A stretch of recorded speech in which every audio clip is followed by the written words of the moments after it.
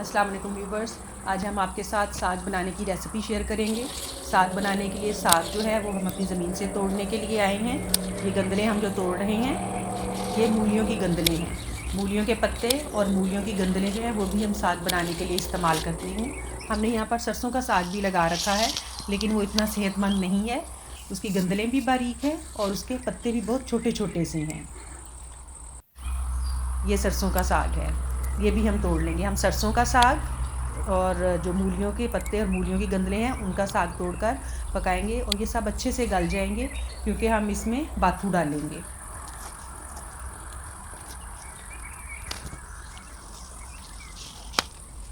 ये सरसों का साग है, इतना सारा तोड़ा और ये थोड़ा सा हुआ, और ये मूलियों का साग है।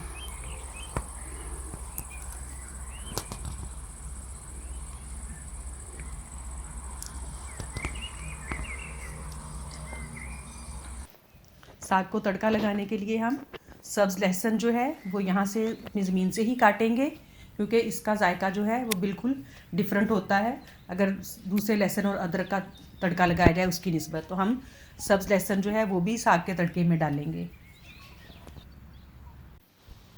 साग को हमने लाकर छील भी लिया है और अच्छी तरह से धो भी लिया है। साग को हमेशा छीलने से पहले धोया जाता है ताकि इसमें से मिट्टी और रेत के ज़रात जो हैं वो ख़त्म हो जाएं। यहाँ पर साग जो है वो हम गर्मियों में ही बना सकते हैं, तो हम गर्मियों में ही साग बनाते हैं और सर्दियों के लिए भी फ्रीज़ कर लेते हैं, क्योंकि सर्दियों में तो यहाँ पर इतनी ज़्यादा स्नो होती है कि कोई भी चीज़ उगानी जो है वो नामुमकिन है। और जो बाज़ार का टिन का साग मिलता है वो हम इस्तेमाल नहीं करते, तो इस वजह से हम इसी साग को सर्दियों के लिए फ्रीज़ कर लेते हैं। तो इस साग को हमने साफ़ कर लिया है, अब हम इसे काट लेंगे।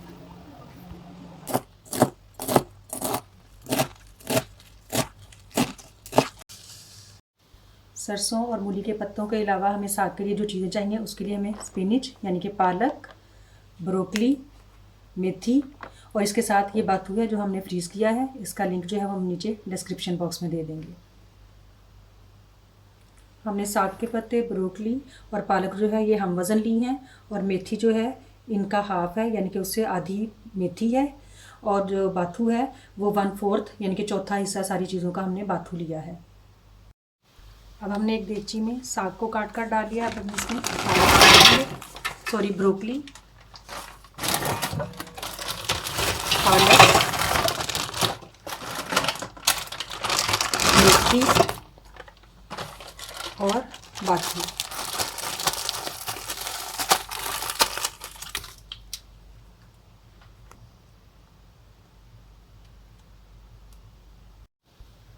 अब हम इसमें थोड़ा सा पानी डालकर इसको पकने के लिए रख देंगे।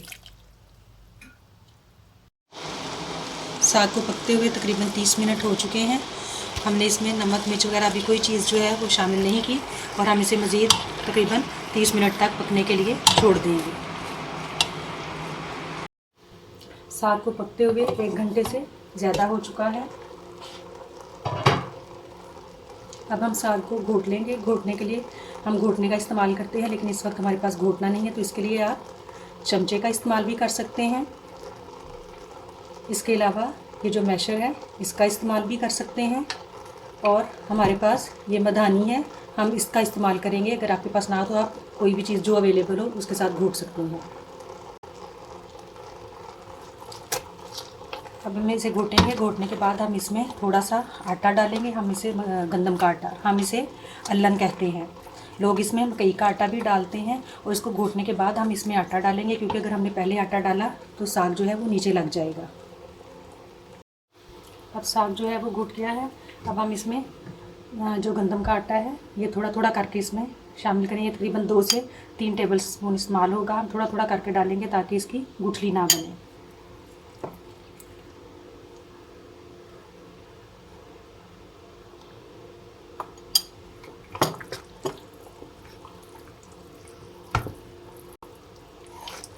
हमारा साग जो था वो नरम ही था, तो हमने इसमें सूखा आटा डाला है। अगर साग जो है वो सख्त हो जाए तो फिर इसमें आटा डालना तो उसको पानी में घोल लेते हैं और फिर इसके अंदर डालते हैं।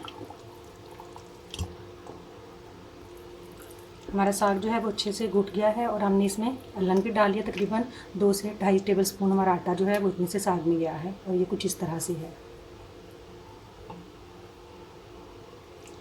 ये साग बिल्कुल फीका है, इसमें किसी किस्म का नमक या मिर्च का इस्तेमाल नहीं किया गया, वो हम जब तड़का लगाएंगे तब इस्तेमाल करेंगे। साग को हमने अच्छे से पका लिया था। पकाने के बाद इसमें हमने आटा डाल लिया था, जिसे हम लोग अल्लन कहते हैं। ये थोड़ा सा साग लिया है हमने तड़कने के लिए, इसको हम तड़का लगाएंगे। इसके लिए हम 2 से 3 टेबलस्पून कुकिंग ऑयल का इस्तेमाल करेंगे।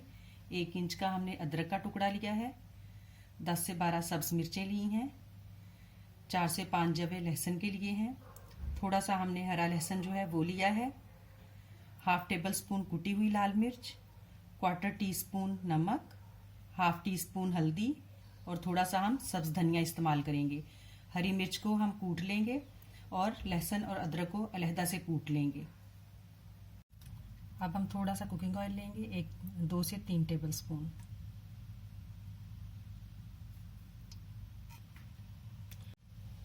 लहसुन और अदरक को हमने कुंडी में कूट लिया है, तकरीबन 1 टेबल स्पून बना है। अब हम इसे भी डाल देंगे ऑयल में। अब हम इसे हल्का सा पकाएंगे, इसको डार्क ब्राउन नहीं करना, हल्का सा इस पर कलर आएगा।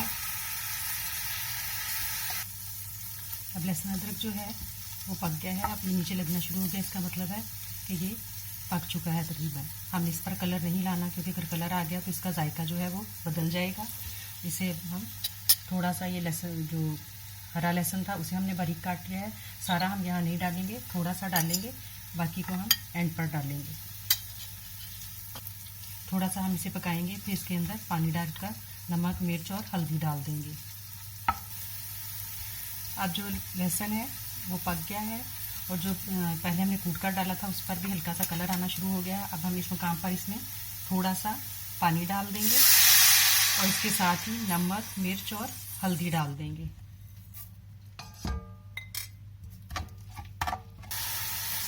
तड़का जो है वो अच्छे से भुन गया है। अब हम इस मुकाम पर इसमें साग डाल देंगे।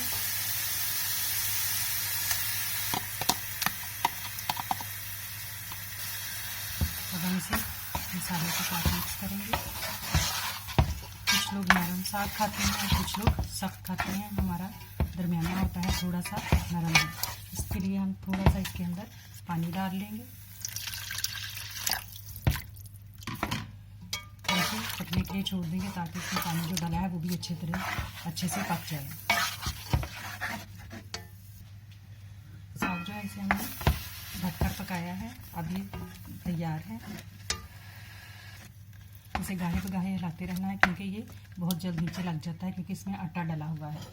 अब साग तैयार है। अब हम इसमें बचा हुआ जो सब्ज प्याज है, लहसुन, वो डाल देंगे।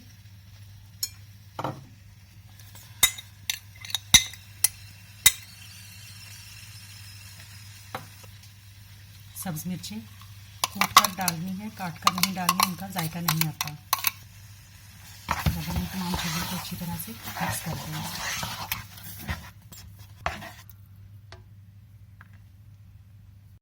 साग जो है ये खाने के लिए तैयार है। इसमें सफ़ेद मक्खन या देसी घी जो है वो डालकर उसका अपना ही जायका आता है। हमारे पास ये देसी घी है जो हम पाकिस्तान से लाए थे, हम ये इसमें डाल रहे हैं। अगर आपके पास मक्खन हो तो आप वो डाल लें। उम्मीद है कि आपको हमारी ये रेसिपी पसंद आएगी। शुक्रिया।